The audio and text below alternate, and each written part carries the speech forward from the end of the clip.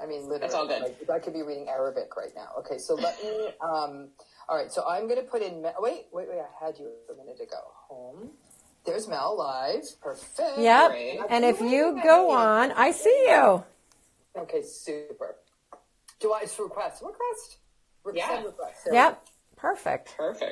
I did it. Oh, I see. I feel so smart and contemporary. There you are, right on top. Okay, you I can need to put you right ways up, though. You can't be sideways, correct? Yeah. Correct. I'm going to let you get handled. Hi, everybody. I see you, Dr. Ramani, so I'm going to just kind of keep you in queue. You're perfect, Dr. Ramani.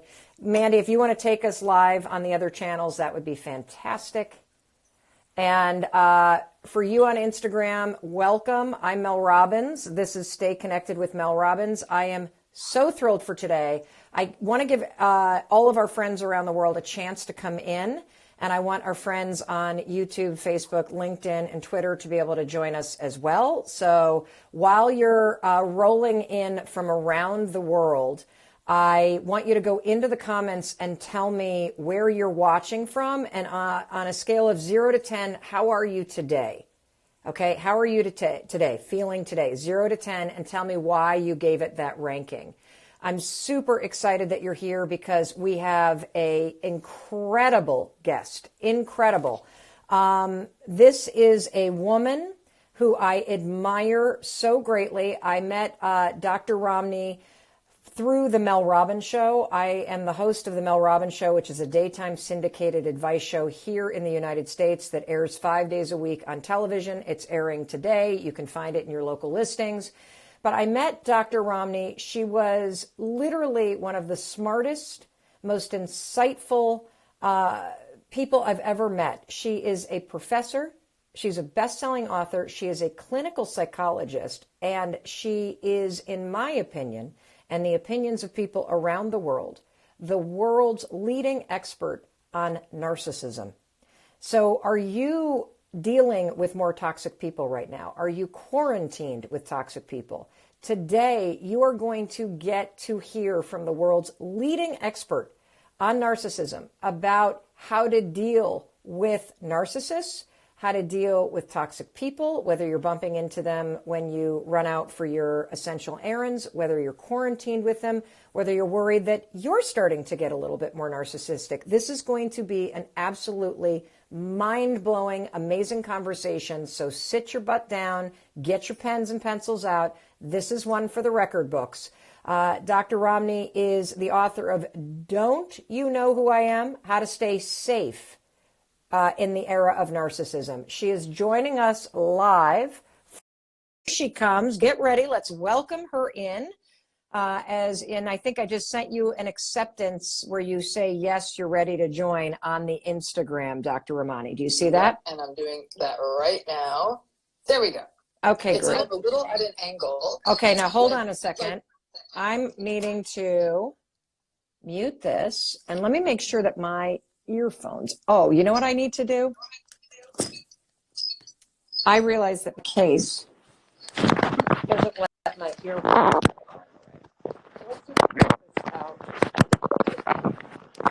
That's okay. Actually, I talk about keeping it real. I love it. Here we go. Pull it out. I'm back. My Lord. Okay, here I am. Oh, I hear you. Okay, yay. Here we are. All right, everybody. See, we always keep it real. Maybe we should call that the thing. All right, where did she go? Dr. Romney's coming back, people. She's coming back. Okay, Mel, everybody, you're telling me, can you hold the camera still? There we go. There we go. Hi, darling. Because I put something in the oven for everyone to eat for breakfast, and I wanted them to eat breakfast while I did this, so it had to come out. See, everybody, you're not the only one multitasking right now.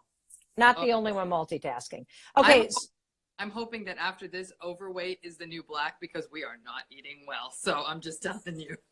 We're just plain old eating here. So, here's what I wanted to talk to you about. I went onto your website, Dr. Romney, and Dr. Romney was my favorite expert all season on the Mel Robbins Show. I learned so much from this amazing lady, and I cannot wait to talk to her today. And so if you've got questions about dealing with toxic people, about anxiety, about narcissism, about codependency. We're going there, everybody. So buckle up. Let's do this. I went to your website, Dr. Romney, and I saw the sentence that was like, bing, bing, bing, bing, bing. We talk about avoiding toxic foods, about dealing with toxic work environments, but we don't talk enough about how you deal with toxic people. So in this moment of time, how do we deal with the toxic people that are all around us? It has taken everything I've ever talked about with narcissism and difficult people and put it under a microscope so vast, because what you got to remember, Mel, is all the guidance I've been giving, even when I was on your show and we were talking about it, is like, keep your distance, set boundaries, set limits. How the heck are you supposed to do this when this person is always 20 feet away from you? There's nowhere to run, nowhere to hide kind of thing. I've been talking on my YouTube, on my Instagram, on all my stuff. I've been talking about a concept I call soul distancing. Soul distancing? What the hell is soul distancing? Here you are, you're physically in the same room as somebody who is constantly gaslighting you and invalidating you, or making fun of you, or being anxious about all of this, or worrying about other people or whatever, and they're mocking you and doing all the usual narcissistic stuff they do. You no longer have the luxury of maybe getting in your car and going to work or going away, right? You're stuck. We're being told to shelter at home, and that's the right thing to do. I'm telling people, you can actually be in the same room as someone and literally say, I'm not even putting my soul on the table. I'm just going to interact with you, my head and my voice, and you are not getting through. And that's what I mean by soul distancing. You can be like a human being there saying, okay, sure, wash your hands, here's a wipe, dinner's on the counter, or whatever, but you can keep that precious part of you distant. You can set that boundary for yourself internally. You can remind yourself that what that toxic person is saying to you is about them. It's not about you. That's just what they do. They take their rage and anger out at other people. And, I will tell you, Mel, I think what's so hard for so many people right now is people are genuinely anxious. If they're not anxious about their health, it's someone else's, their kids' school, it's their finances, it's their own relationship stuff that long predated the pandemic. And what they're getting from the narcissistic and toxic people in their lives is, stop worrying about that. You're being ridiculous. Don't tell me to wash my hands. I'll go where I want.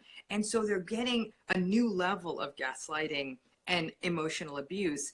And people feel like now it feels worse because it feels like life and death, or it definitely feels like it's going to affect everyone in the family. If the narcissist is being careless, they can go ahead and bring the illness back into the family and affect everyone. So all of a sudden their lack of empathy has some real teeth to it. Well, okay, there's so many things I want to unpack. The first one is this concept of soul distancing.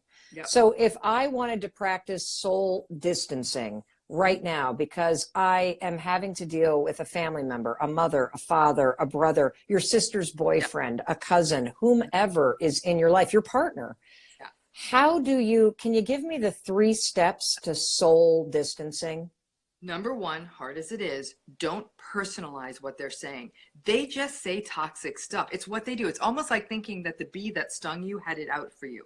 Bees sting. It's what they do. Toxic people say toxic stuff. It's what they do. Number 1, don't personalize it. Number 2, go gray rock. Anyone out there, especially the people who follow my stuff for watching, they know exactly what gray rock is. What is it? Know what gray rock is. Mel, think about what a gray rock is. If it's sitting in the street, you don't even notice it. It's dull, it's boring, it's inert, and nobody notices it. And with narcissists, the reason we get into so many arguments is we actually try to explain ourselves and defend ourselves and engage with them. But if you're a gray rock, you do a lot of, sure, okay, sounds good. Like you become robot, rock, gray, call it what you will. And what happens is the narcissist gets angry for a minute because you won't tango with them. Then they get bored with you, and then they may walk away.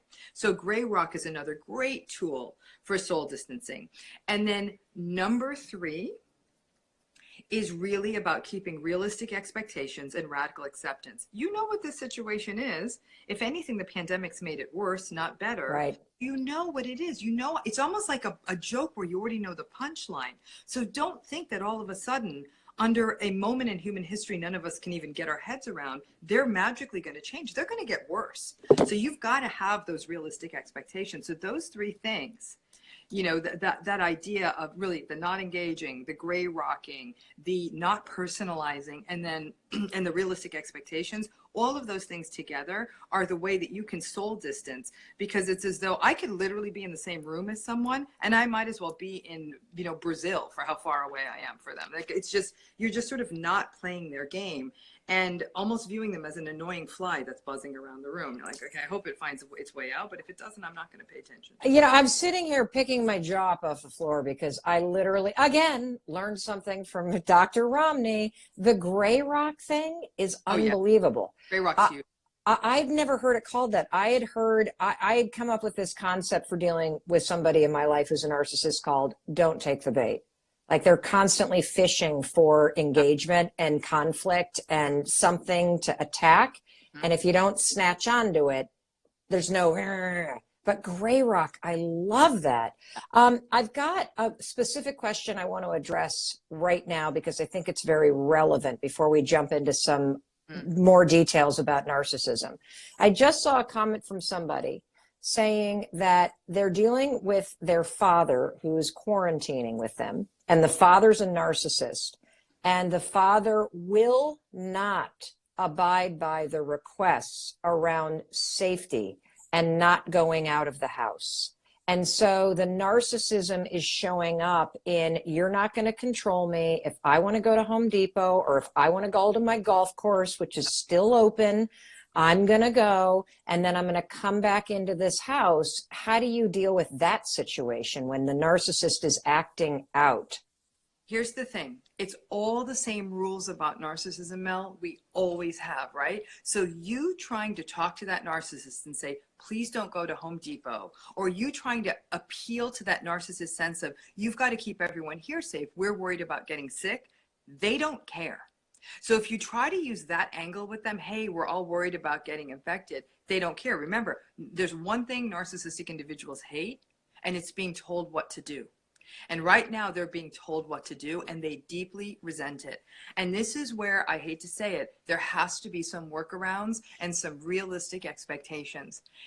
If you don't get into the debate with them about going to the hardware store and the grocery store and all that, part of the delight for a narcissist is the argument. They Hold on. I just need to underscore that. Did everybody hear that? Part of the delight for a narcissist is the argument. They love getting that right? They love that idea. Ha ha ha, I'm going to the hardware store and now everyone's getting worked up, because the more chaos they create, the more power they have, right? So if they say they're going to Home Depot, gray rock again, you're like, okay. And what that means, though, is you're going to find all your bleach solutions and wipes, and you're going to be wiping down doorknobs, and you're going to be wiping down counters, and you're going to, I mean, you may end up masking up in the house, and they may gaslight you and saying, don't be ridiculous, and say, yeah, I'm doing what works for me. You don't, because trying to comment on a narcissist's behavior and trying to get them to change their behavior is like getting your cat to do your taxes. And it's just not. And trust me, I tried last week. I'm like, come here, buddy. Let's see what you can figure out. So they're not going to do it. And it's actually going to make things worse. And I think a lot of people are trying to appeal to the narcissist's empathy, which is ridiculous because they don't have any. They're saying, hey, Dad, you shouldn't go out because Mom could get sick. Your dad hasn't cared about Mom for 40 years. What do you think? Magically, he's waking up today and saying, oh, I'm worried about her health too. He's not, but not giving him the fight. And then you, sadly, the realistic expectations, having to keep the situation clean just to keep the others safe.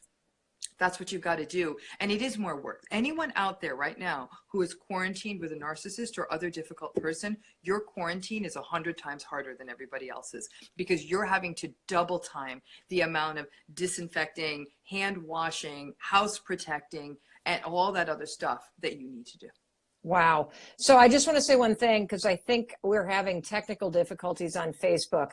Everybody, if you're on Facebook, there's two things that you can do. Number one, we have a beautiful broadcast that you can hear on Instagram. And number two, here's my promise. As soon as Dr. Romney and I are done, we're going to download the full conversation, because we got so much to talk about here. And we will upload it to every other channel that we have. This is a conversation that you're going to want to come back to over and over and over again. I'm already learning so much stuff. And I felt this sense of sorrow for anybody that is dealing with a narcissist, because what I immediately saw was this person coming back from Home Depot in the example that one of our fans gave us, and being ridiculed for taking your safety seriously. Okay, so Mel, that being ridiculed for taking your safety seriously, that's gaslighting, right? Because they're denying your reality. You know, this with my clients left and right. People saying to husbands or parents or whoever their narcissist is, hey, do you mind giving your hands an extra wash? You just came in from outside. Don't be ridiculous. You know, this is nonsense. And then they start throwing it in their face. I keep reminding people, when they do that, when a narcissist says, don't be ridiculous, you're making a big deal out of this, that's gaslighting. And a reminder, gaslighting is emotional abuse. So, because what a lot of people do after they've been gaslighted and they feel bad, maybe I'm being too sensitive. Now you're gaslighting yourself. You're not being too sensitive. Everybody's saying that the easiest thing we can do right now is wash our hands, stay home, and disinfect surfaces. So right. Gaslight yourself. They're gaslighting you. Don't do your own personal pylon and also be, you know, again, abusing yourself. Like, you've got to stand your ground, but the narcissist isn't going to listen to your words. Sadly, it's almost like you're going behind them and cleaning up after them. You got to keep reminding yourself, as much as you resent that you have to now do twice the work to clean up after the narcissist, you're doing it to protect yourself and the other people in your household that you want to keep an eye on. It gives a sense of meaning and purpose to why you're walking around with, bleach. Right. There's a larger purpose here. So if you have an option and it gets like really bad, where the narcissist is acting out and making you feel unsafe and ridicule you, and you've got a safe option to move to somebody else's house, is that something that you should consider doing? I you know me, I'm all about distancing. I was about distancing before distancing became a thing. So it's like, I've always been about that. Here's the rub. I mean, obviously that's not an option for a lot of people. For many people, they face the prospect that they have kids, so they can't move themselves and the kids. But if it's you and you can do it, whether it's going to parents' home or something like that, all the safety can be hit. Obviously, the more distance you can have from a person who's behaving like this, who's narcissistic and toxic and gaslighting, you want to do it, because as I've always said, the greater the distance, the greater the health. It's much like you wouldn't want somebody with the virus sneezing on you. It's the same thing. Right. Okay. So I see another question getting asked over and over and over again. So I want to ask it on behalf of our community. Let's say, because the example that we were given, and those of you who are just joining in, welcome. I'm Mel Robbins, and we have the absolute pleasure and privilege to be talking to Dr. Romney, who is a professor and clinical psychologist and best-selling author, and in my opinion, the world's leading expert on narcissism, on anxiety. She is incredible. She's been an expert on the Mel Robbins show, which is my daytime syndicated talk show, all season.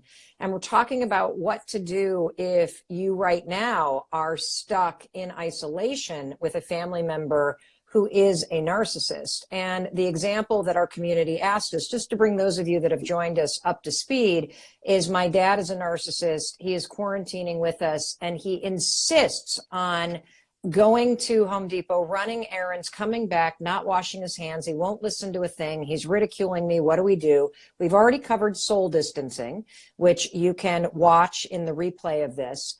What I want to know, because everybody's been asking, is what is the predictable response if you ask a narcissist in this situation to go somewhere else if they're not going to respect your basic rules? I love how you just like... Nah, it's not going to happen. You got to remember, the only way you're going to get a narcissist on board with anything is if they think it's a win for them and that it's all about them.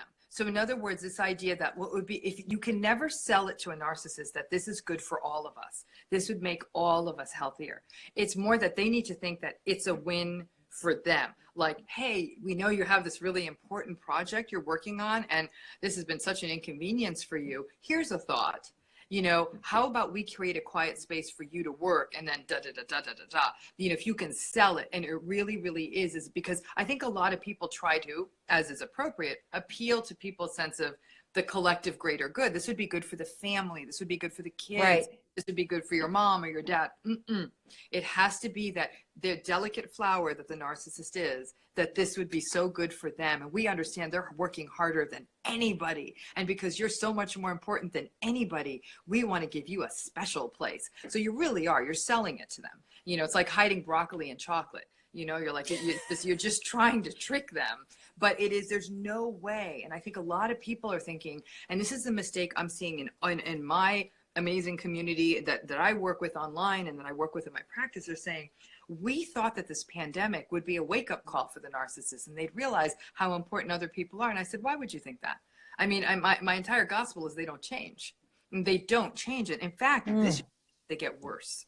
So in almost every single case, with maybe one exception, I'm seeing that people in these relationships with parents, with partners, with family members, you name it, are seeing everything get worse because narcissistic people don't like limits. They don't like being told what to do. And remember, Mel, they think that the rules don't apply to them. They believe there's one set of rules for them and one set of rules for everybody else. And how dare you tell me I can't go here, I can't go there, I can't do this. That rule may be for you, Mel, but it's not for me. And they really are having trouble with this idea that they have to follow the rules that everyone else has to follow. So what do? They keep breaking them in a million different ways. And in so doing, they're putting people at risk. And this is what's really upsetting for people. Wow. They do this. They're doing it every this day. Makes me feel terrible for those of you that are isolated with somebody like this. Can you talk to me about the difference? Because I want to shift now to boundary setting. Everybody on the planet right now feels some level of being afraid and stressed out. What's the line between the kind of stress and anxiety that we all feel in this collective moment of uncertainty? Right. Where does it cross the line to somebody becoming toxic? Right. Here's one thing I want to, to give some context here. The beautiful and bad thing about toxic people is they're pretty consistent, right? I actually don't know that many people are going to convert from being really good, kind people to becoming toxic. I think people might become difficult. They may become tense. But toxic to me, Mel, really means that you're somebody who can happily violate the rights of others, that you manipulate other people, that you're willing to lie, that you're not at all accounting for the needs or feelings of other people, that you're willing to put other people at risk. To me, that's toxic. Under stress, some of us might be getting a little more irritable. We may be a bit more short in our answers. I was more irritable in the last 24 hours than I think I was all of 2019. I mean, we're a bit more clipped. We may be a bit more abrupt. We may be less graceful. We may want, we're not our best selves. But the fact is that's not toxic. Remember the difference between a toxic and a healthy person in general. A healthy person is going to make mistakes. We're going to be abrupt. We're going to be short. We're going to be irritable, but we catch ourselves. And not at the moment itself, in a matter of minutes, you say, I am so sorry. That was not about you. I should not have snapped at you. We're all tense and that's not an excuse. And I apologize. I mean, and so I think that we catch ourselves early enough and then, and hopefully are mindful enough to say, yeah, this isn't my kid's fault. This isn't my staff's fault. Like I can be better. A toxic person, even when there was no pandemic and life was, easy street, they were doing these kinds of dismissive, rude, unkind things on an hourly basis. Some of us aren't behaving our best, but it's also about catching ourselves and saying these are extraordinary experiences. These are times, and then I always give everyone the 30-second fix, right? Like all you need to do is stop, do that 5-second breathe in or 10-second breathe in, and then like the 8 to 15-second breathe out, catch yourself, breathe with intention and say, okay, it's time to say sorry, or let's not do that again, or whatever it may be. So, but toxic people don't do that. There's no 30-second breath, 3-hour breath. There's nothing that's going to recoalesce them. And we have to remember that is that people are not going to turn toxic because of this, but the people who were toxic before the pandemic are going to be a lot more toxic. So for everybody who's locked in right now with this, that's one thing I want them to take away from this, Mel, is that in some ways, because it's looking like this could be anywhere from a month to many months. Let's just call it what it is, 10 weeks. It's indefinite. 10 weeks, indefinite. This is the new reality. and you've got to have very realistic expectations, and that if anyone thinks that, yeah, this will turn around and they're going to see how serious it is, this is, for most toxic relationships, this is just going to keep getting worse. So I am seeing a lot of questions of people who are now going, oh my God, is the person that I'm quarantined with narcissistic? I've never even thought about this before. Can you just give us real quickly, what are the hallmarks that you're dealing with a narcissist? Very inconsistent empathy that looks like selfishness. It's all about them. Every so often they get it right, but more often than not, they don't care about you. They're very entitled. They're not following the rules. They're very arrogant. They think they know better than the experts. They're very dismissive. They're still seeking validation. They still need you and everyone else to tell them how wonderful they are. They're really having a lot of trouble regulating their emotions, especially around disappointment and frustration. And that often comes out in rage and in tantrums. And these patterns are consistent. Mel, people who are watching this, who are saying, I didn't know that this person in my life is narcissistic. They already knew before the pandemic this person was difficult. It's not like ago, your sweet husband or your sweet father is going to turn narcissistic. These patterns were here all along. It may very well have been that because you had stuff in your life, you had a job, you had places to go, you had a different routine, you weren't looking at it as closely. And you're saying, oh my goodness, this really is worse than I thought. But that's what you're looking for. It's that lack of empathy, entitlement, arrogance, grandiosity, can't manage things like disappointment, taking it out on other people, always seeking validation, and never, ever, ever reflecting on how their words hurt other people. You know, one of the things that I learned from you, the multiple times that you were an expert on my television show, is that narcissists are made. And once somebody is a narcissist, in terms of the clinical narcissism, that pattern of behavior is fixed and it's next to impossible to rehabilitate somebody.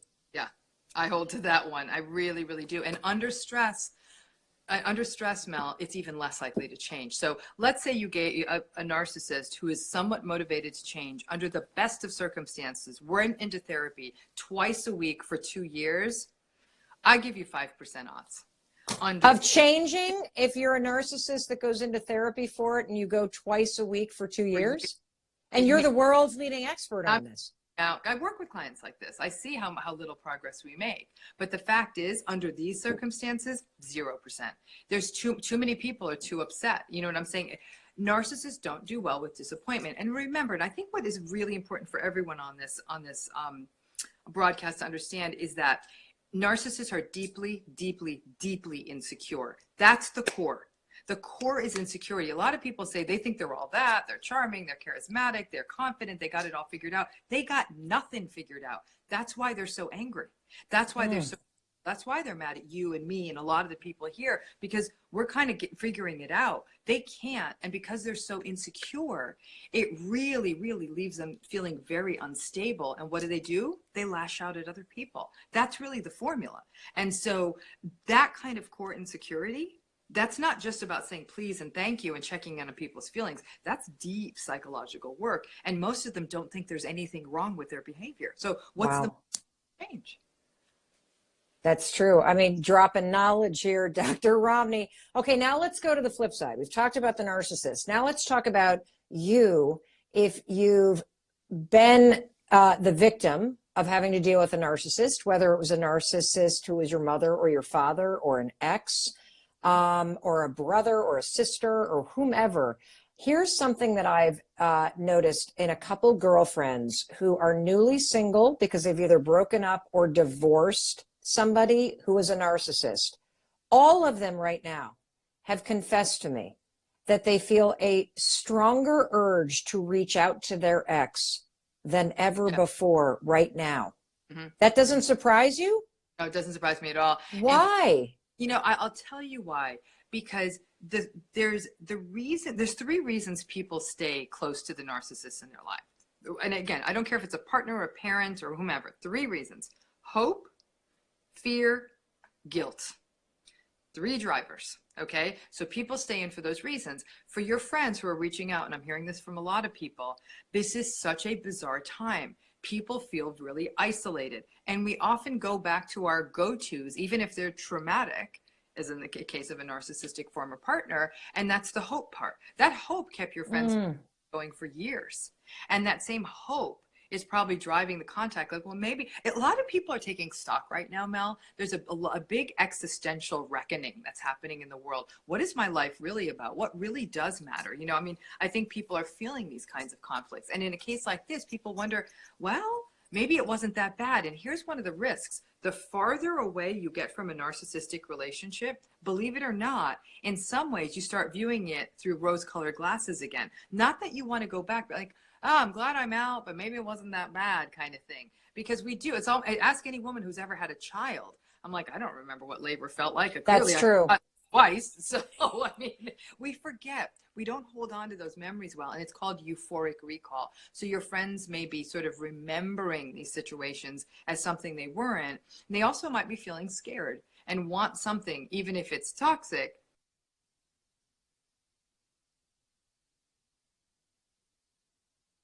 You froze for just a second. That's all right. Go ahead. Keep going. We got you. So you go ahead. You said euphoric recall. Are you still there? Euphoric? I'm pulling out my things because I don't need them anymore. There we go. Okay. Yep. So you said euphoric recall. Euphoric recall is when we remember something is better than it was. And a lot of people are doing it right now because we had a life 3-4 weeks ago that looks very different than the life we have right now. Now, in a person who's in a narcissistic relationship, they may now, years later, be remembering that relationship as better than it is right now. And the other thing that's also happening, Mel, is that there's a lot of people out there who learn to set really good boundaries with exes, with parents before the pandemic, okay? Now this happened, and especially if their parents are older, they're saying, darn it, I went no contact. I set the boundaries. I did it all, but now they're really old. They could get sick. I don't trust them, and I think they'll hurt me, but I also don't want to be the person who doesn't reach out. And I've been telling everyone, you do no contact with your narcissist to protect yourself. But the narcissist is not like a tiger in a cage that can literally, you know, kill you. It's sort of a psychological thing. But you've got to remember that after you setting that boundary, you can still reach out to that parent and say, hey, I'm checking in. Are you safe? Do you have enough food? Do I need to bring your medications by? Your parent, for example, if your narcissistic parent's probably not going to be very nice to you. Oh, real nice of you to finally call me after a pandemic. Who do you think you are? Click. You need to have realistic expectations that they do that. But you as a human being need to also be able to live with yourself. And a lot of people feel like, hey, I need to be able to live with me. I want to be the person who remembers at least I tried to reach out to my narcissistic parent. And if they reject me, that's about my parent. That's not about me. And a lot of people, again, are having to think about, what if I lose my parents in this? You need to make decisions that allow you to feel at peace. However that narcissist behaves. This isn't about them. It's about you, what you can live with, because you can understand what their reaction will be. Gotcha. So if you have set boundaries with a family member who's a narcissist, and now the heartstrings, because you wouldn't be able to live with yourself, knowing that the mother that you no longer talk to is going to starve to death or run out of toilet paper, you should check in, not for them, but for you. You can. I wouldn't say should, Mel, because can. Okay. Who say, you know what? I got a sister who's on it. They got a neighbor. This was too damaging for me. Like I would say to anyone, people are saying, Dr. Ramani, I did so good. I did my no contact for 2 years. And I say, it's not about like, if you break no contact, you're back in the toxic cycle. Now you're wise enough to know to say, I can do this in a way that works for me.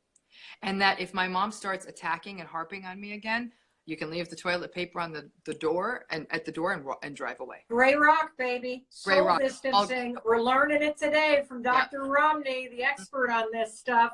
So please tell everybody who is having that urge to reach out to the narcissistic ex exactly what's going to happen if they do. Number one, realistic expectations. 99% of the time that narcissist is either going to guilt you. Oh, really? How convenient for you calling me during a pandemic. Exactly what do you want from me? When in fact, you may have called to check in on them, number one. Or number two, they may view this as an opportunity to hoover you back in, to suck you back in. So it's almost like I'm telling people, if you're going to go in, just like all the healthcare workers need to put on their personal protective, you need to put on psychological protective equipment, and you need to make sure that you know what this person is about. You're a compassionate person, so you're trying to do the compassionate thing, but that doesn't necessarily mean that the narcissist is going to receive it that way. They may receive it and twist it and manipulate it, and you need to be prepared for that. You need to recognize you're doing this for you, not necessarily wholly for them. Got it. I want to switch gears real quick and talk about the major uptick that you're seeing as a clinical psychologist, best-selling author, and professor in anxiety in the clients that you work with in the world at large. You say this pandemic is a multiplier. What does that mean? So here, a lot of people out there had a lot of anxiety. Yeah. And anxiety. They may have had anxiety about other stuff in their life, money, relationships, children, whatever's happening in their life, right? Now you take all the uncertainty of the pandemic, and that takes that anxiety and blows it up, because mostly anxiety is about worrying about something that hasn't happened yet. And our entire lives now are about worrying about something that hasn't happened yet. How long is this going to last? Am I going to get sick? Am I going to lose my job? Can I pay my rent? And on and on and on. The list goes on. So anxiety is about uncertainty. And now all our lives have become about uncertainty. And where it's getting tricky, Mel, is that, you know, I as a psychologist want to be very careful. Some of my clients say, I'm so anxious, I'm so worried, I want to cry all the time. And I do not ever, will never say to them, oh, come on, don't worry about it, because then I'm gaslighting them. My job is to say, if you need to cry, then cry, because this is rough. And there's no magic words I can say here. And that, yeah, we're all in the same boat, but say, all of us are in the same boat and don't worry. Of course, people are worried, and different people have different worries. People are looking at really financially treacherous spaces and health treacherous spaces and all of that. So I think it's that uncertainty that's the multiplier. Some of us do better with uncertainty than others. Some of us had more anxiety before the pandemic began than others. And some have more ongoing stressors than others. And all of those things mean we're going to have different experiences of anxiety. The key is that people, number one, don't judge their anxiety. Okay. And that there's things we can all do, though, to manage this anxiety. Some of it'll work, some of it won't. It's different. Everyone has sort of a different kind of a circumstance in their life, but there are little things we can do that can at least help us a bit. But every one of us, every single day right now, is having a moment of anxiety that's overwhelming us, and that's okay. It'll be okay. So what are your top 3 recommendations, knowing that there's not a one size fits all, but I see all of these comments from people around the world who are watching us saying, my anxiety's through the roof. I'm waking up with anxiety. I can't sleep. My anxiety. What would be the top 3 places to start to quiet anxiety? Number one, and this is going to sound silly, but number one, you've got to have a routine. Well, you had one before this, and it might have been rushing up, hitting snooze 3 times, running out the door, catching the bus, or getting in your car. That was your routine, crazy as it was, right? You need one now. And it may be like a very small set of 3 things you do when you wake up. You may wake up, I don't know, look at your Instagram for 5 minutes, make your coffee, and then do X. And then once, whatever that thing is, 1, 2, 3, those 3 steps become a launch pad for the rest of the unknowns of that day. You may be homeschooling. You may be having to do your own job. You may be having to help, older people in your life that need your caregiver. Whatever it is, some people are still having to go to work. I mean, number one, above all else, you need your routine. Okay. And I actually made a note here for us too. Number 2, you've got to watch your pacing. I think what does that mean, watch your pacing? Everybody's being unrealistic about how much they can do right now. Everyone's like, oh, I'm home, so I'm going to reorganize my closet and paint my house and put on a new roof and all this other stuff. And I'm thinking, like, slow down, sister, because have you been at my house? Oh, I kind of had a closet moment there a few weeks ago. I actually lived in the home I live in for 3 years, and I finally unpacked the last box last weekend. So that gives you a sense of me. But I'm looking at all the files I need to do, but I think everyone's forgetting that. They feel like, well, I'm home now, I should be able to get all this stuff done. But you're not just home. This isn't a vacation you took.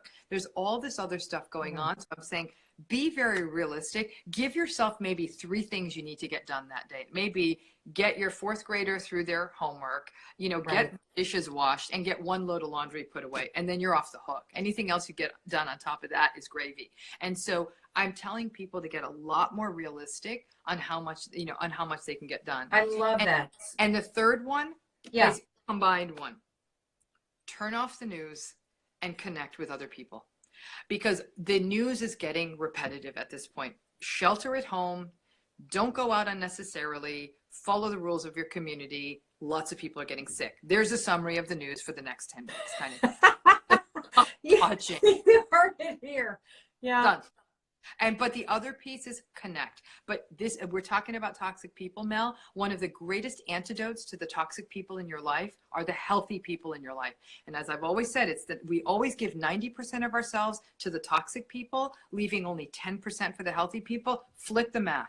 When you pick up the phone or turn on the Zoom or turn on the FaceTime, call that old friend that you like, hey, let's have a glass of wine at 5 o'clock, or let's have a cup of tea, or have my morning breakfast with me. Find those people. Even it doesn't have to be a 2-hour conversation. It's just reach out and connect with other people. It's really easy to get into our own heads. You've got your people out there. Find them and make them part of your routine. You need them now more than you ever have, even if it's just them saying, I'm really worried too. I get it. I'm so sorry you're going through this. If you're living with a toxic person, you desperately need empathy. Find those people who can give it to you. And even if it's through a little screen, it's better than nothing. Oh, I love that. Wow. I learned so much from you as always. So here's what I want to say before I have one final question. That we had glitches with the broadcast on other platforms. So we are going to save this entire thing in its entirety. We are going to put it on every social channel. We're going to give it to Dr. Romney so she can get it out to her folks too, so you can rewatch this. We covered the concept of soul distancing. There are 3 steps to it. We also talked a lot about narcissists and dealing with toxic people during this moment of time, and how to soul distance and protect yourself. We also talked a lot about anxiety, and you just gave us 3 things that everybody can do. I loved what you said about not only the routine, but I found the pacing piece to be really profound, because I've felt a tremendous amount of pressure to be more productive than ever, to get every household chore done, to launch the next startup that becomes the next thing, to say this, to do that. And I love that you're reminding us to pull back on the pace of what you're expecting to get done during the day. And then the other piece that I really took from this is if you're stuck with somebody who's draining and toxic and negative and narcissistic, and you can't get somewhere else, or they're not going to leave. I love that you flip the script. Give them 5% of your energy as a gray rock, and put the other 95% towards people you really connect with that support you. That is amazing. Now I have one final question, and this is personal, although I think that a lot of people are going to feel this. I am a incredibly positive and energized person. And I am also deeply fulfilled by the work that I do. And yet I have been so exhausted and tired. And I call it like my bones feel heavy. I'm sleeping more than I've ever slept. And I've had periods of depression where that big gray cloud comes in, this heaviness. It doesn't quite feel like that. Right. Do you have any idea what this might be? Exactly what it is. Here's what's happening. Yeah, let me break it down for you. Let's use a simple example. Going to the grocery store. Some of it all stocked up, but as weeks go by, we run out. And sometimes you just want to go out because you have kids, you have to get a gallon of milk. Getting that gallon of milk has become a big, morally challenging problem. I need to put gloves on. What if I get someone in the store sick? What if someone in the store gets me sick? What if I touch something in the store I'm not supposed to touch and someone else touches it? How far do I stand in the store? I need to quickly give them my card. What if my card's not clean? What about when I get to the car? Do I need to clean the milk? Back in the day, We just go and get the milk and we didn't think about it. We were on the phone talking to our friend, doing our thing. What is happening, Mel, is that just to get through the day, we are using so much psychological bandwidth to do things we once didn't think about, like getting that gallon of milk, like checking in on other people, like making sure our house is safe, like, and worrying about other people too. If I go in the store, am I going to get someone else sick? If I go to the pharmacy, am I getting someone else sick, or are they getting me sick? We are now having to overthink everything. And when we have to overthink everything, we use our bandwidth up. It's like if you live in a house and all of a sudden 70 friends came over and started trying to use their phones on your Wi-Fi, no one's phones would be working. That's what's happening to us. And so we used to have this much bandwidth, and now it's here. So even the simplest decisions are getting exhausting. And people are thinking, what's wrong with me? I'm actually not driving. I'm not working as much. Like, nothing's wrong with you. This computer called your brain is having to run 10 times, 100 times more than it usually does. So we're always tired. The amount of strain on our bandwidth is making all of us feel like we're walking around having not slept last night. And so that's why I'm telling everyone the pacing becomes really, really important. And that, I'm going to give you another example. Imagine somebody gave you $5 or $1 and said, you've got to get through all of today with this $1. Buy what you eat, you drink, everything you do, you've got to get through it with this $1. That day would be exhausting because you're like, oh, I don't want to blow it in the front of the end of the day. And what if I need it? And by the time you're done at the end of that day, you're like, I am so tired because I had to think all day how to make this $1 stretch, which is what people who are struggling financially have to do every day. At some level, it's like we're all feeling this sort of impoverishment of psychological resources because we are struggling with so many tiny decisions. Things that were easy 3 weeks ago feel really, really challenging right now. That's why you have literally just nailed it. I mean, the first time that I started truly, that I had a real emotional breakdown was in the front seat of my car on Sunday, sitting outside the grocery store, looking at the long line of people outside of Trader Joe's who were being rationed access. And I just felt this sense of despair. And every day at the end of the day, right around 5 o'clock, that's exactly and you know what happens? I feel like I have taken the SAT twice. Yes, you have. I am so exhausted, and I haven't gone anywhere. Yep. And I've been sitting on my ass all day talking to people. You think you were sitting on your ass, but if you physically were experiencing what your mind was experiencing, all of us are running 2 marathons a day. You know, and that's what we keep not realizing because it's all happening upstairs. It's like, imagine riding a bike, but you had to think about it. Now I'm going to push my right foot. Now I'm going to push my left foot. Now, no, you don't think about it. That's that kind of thing. We call it procedural learning. We don't think about those things. Now we're thinking about them all the time. That's why we're tired. And I think that we're not used to thinking that thinking is exhausting. But having to be mindful every moment of the day takes a moment. And it does make us feel despairing. And Mel, looking at that line at your Trader Joe's or at our grocery stores, the gallon of milk, getting that used to take us 3 minutes, maybe 5 minutes. Now, sometimes it's a 60-minute endeavor. So things that used to be quick, I was on hold with a company, usually I get through right away. I was on hold for an hour and a half yesterday, and I still didn't get through, and I have to do it again today. That's exhausting. And I think that people keep thinking exhausting means only if I'm carrying heavy boxes up. Right. That's actually easier than what all of us are having to do right now. That's why I'm saying it's all about pacing, self-compassion, being nicer to yourself, and recognizing that when you have those tired moments, let yourself sit down. Like, it's okay. Everyone. So is sleeping more, because I'm wiped. I mean, I'm sleeping so much more than I normally do. Is that something that is actually important to do because you're allowing your mind to turn off and rest? Yeah, you know, you're allowing your mind to rest. You're allowing your body to rest because your body is experiencing this fatigue too. So you're giving yourself that moment of rest. Some people are taking naps. That's not a bad idea, like a little quick 20-minute snooze if that works for you. And sometimes it may not be sleep or a nap, but it also may be rest. And that rest may be coloring with your kid, puttering in the garden, sitting in the backyard and just stare, or sitting in your balcony or staring out your window, however you work in the world. It's just like having those quiet moments, things that would have seemed unthinkable. Like imagine just sitting and staring out a window 4 weeks ago, that's become its own sort of like awake nap, I guess, that you get some rest. But everybody's got to slow down. I think everyone's deluding themselves to think that they're going to alphabetize their closets, 3 months, like let it go.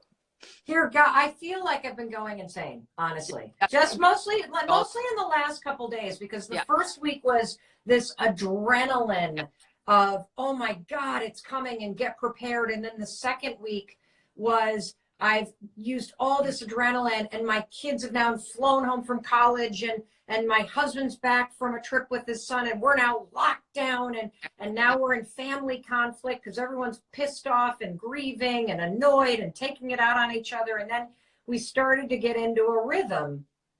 And now, as I stepped into the third week, I had an emotional collapse, and I feel this mental, physical fatigue, body exhaustion. You had a word for this. It was something like moral exhaustion or something. Yeah, moral fatigue. Moral fatigue is that whole idea of like, moral fatigue is, what if I go to the grocery store and that's doing the wrong thing? Like I'm going to get someone sick.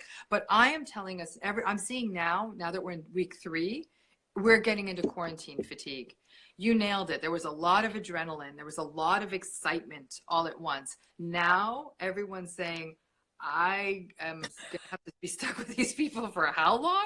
Like, I understand that they're my family or whoever, but like, I don't think I like these people anymore, and it's okay. But it's not interesting anymore. It's not exciting anymore. And some people are saying, if I have to walk around my block one more time, I'm starting to feel like a stalker. Like I know the color of everyone's front door, and I know what everyone drives. Like everyone has almost felt like, I don't ever want to watch Netflix again. I'm over it. Even kids are sort of kind of done with their video games. Like I never thought we'd get to full saturation, and people are sort of over it. And it's just beginning. And that's where the despair comes in. You know what else has happened? And I want to know if this is normal or if there's something wrong with me.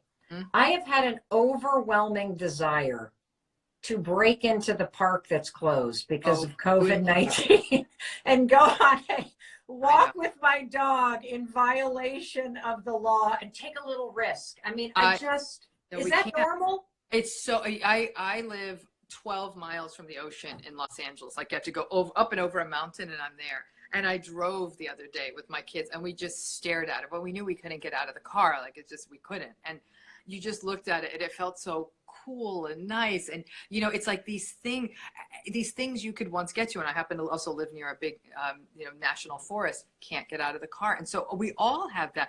Listen, and in some ways we're all tantruming kids, right? We're like, I want that toy, like give me that toy. But unlike the narcissists, we learn to regulate. The narcissists go and take it, right?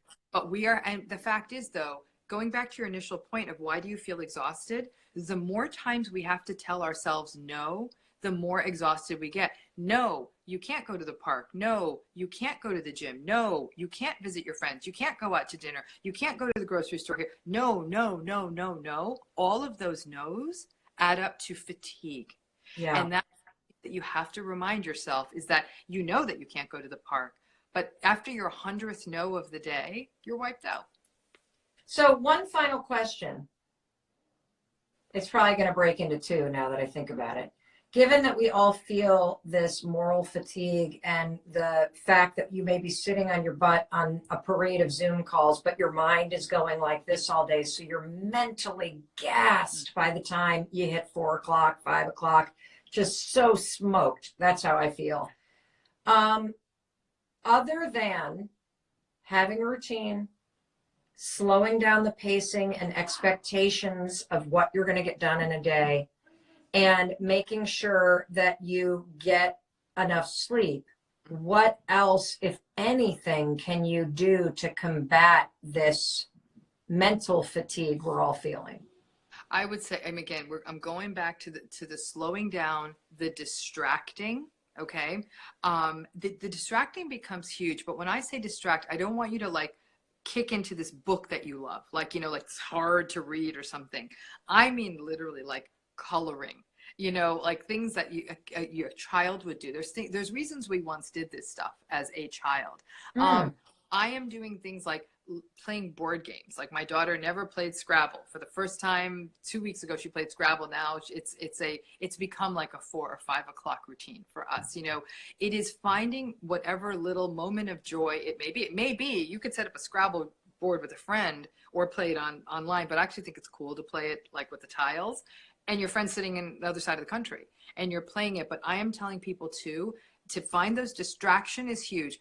And now I want to elevate it though, you know, Mel, to the highest level, which is we are all in this together. That this most human I've ever felt in my whole life. Even as I'm watching some of these comments, someone from Argentina, someone from Brazil, someone from India, we're all in this together. And believe it or not, for the first time, I've actually felt like I no longer are we all like 7 billion little people. Right. And I'm going to say to everybody on all of your followers, all of my followers today, I'd like to see this pandemic be a call to arms for all of us to finally dig deep into sort of what do each of us stand for? Who are we? What do we stand for? What are we about? What is our meaning? What is our purpose? All of us have it, but because we were on the treadmill of life, get up, go to work, punch in, do your job, come home, punch out, come home, make dinner, go to bed, do it again. A lot of us are going to start having wake-up calls, especially the many, many millions of people who are going to have to start again and figure out what the heck am I going to do with my life? Right. It may just be about your job. It may be something. And that daydreaming, like, what am I about? Like, what do I want to do? I planted the very first garden of my life last week. I don't think it's fake, but I did do it. And every day I stare at it and I did it in like little pots. And these silly things I do at 4 o'clock when I take a picture of these seeds that may or may not grow me down like I've never slowed down in my life. And I do think that the distraction, that larger connection to other human beings, and then the biggest connection of all, what is my meaning and purpose? What can I bring to the world is a bigger conversation that a lot of us can start having right now. Because I do believe that as a person grieves even a toxic relationship, we talk about acceptance and all this other stuff. But I think that if you don't turn that suffering into something, you know, that I have to say survivors, for example, of toxic relationships are the most extraordinary people I've ever met, because I'm thinking, I can't believe you're still standing. So the fact that you're a monument to hope. So I think a lot of us can start really digging deep and saying, it is amazing I am still standing. And what do I stand for? So there's those bigger kinds of things I suggest that people grapple with. But listen, it's there. This is a very, very, this is an incredibly powerful time for all of us as people to see that we're in this together. There's deeper dives we can do. Distraction is key. Distraction is good. It's actually positive distraction, because there's a lot of negative distraction too. Yeah, I love what you're saying about the fact that asking yourself, if you're still standing right now, and you will be when this is over, also asking yourself, what do you stand for? Because we're going to come out of this and the world's going to be different. And this is an unbelievable moment in time. Instead of focusing on what's going on out there, focus in on what's bubbling up in here. And to loop it all the way back, I love what you said about people who've been in toxic relationships and survived them. This may be the exact situation you needed to find your strength, Mel, and to get the boundaries you need to leave when this is over. I'm going to be honest with you. Every single person out there who's a survivor of a toxic relationship are the wisest people amongst us now, because they, every single day, were fighting the battles we're fighting now. How am I going to get through this day? How am I going to endure this? How am I going to manage my anxiety? Anyone who's ever been in a toxic relationship was dealing with that 365 days a year. They're my heroes, because right now they're like, pandemic, I got this one all figured out. And the ones who have gotten away from their narcissist were saying, leaving the narcissist was my problem. Pandemic, quarantine, I got this. You know, so there's a strength in that. And I think though, however, and I really do want to make this point too, Mel, to everyone who's been through this, people who've been through trauma are finding this to be a very trying time as well, because there's a lot of bubbling feelings coming up, because right now the world is in a collective trauma of sorts. Yes. We're experiencing a collective grief. Every one of us has lost something big or small. In the biggest cases, people have lost people they loved. People have lost careers. They've lost opportunities. They've lost their senior proms. Like I said, big and small, but everyone is grieving. This is a collective trauma. We are drawing together. And in everyone's face, I see when I take my walk, I haven't been to the grocery store in a very long time, but when I did, I see a sadness. I see a grief on everyone's face. And it's breaking, because this is collective and we have all lost something, and nobody's loss is too small. So when you talk to someone about what they lost, I don't care if it's their prom, I don't care if it's their, a internship, or all the way, obviously, to the biggest things of losing a loved one. We must normalize everyone's grief. We have to be there for them. We have to be careful. We don't gaslight.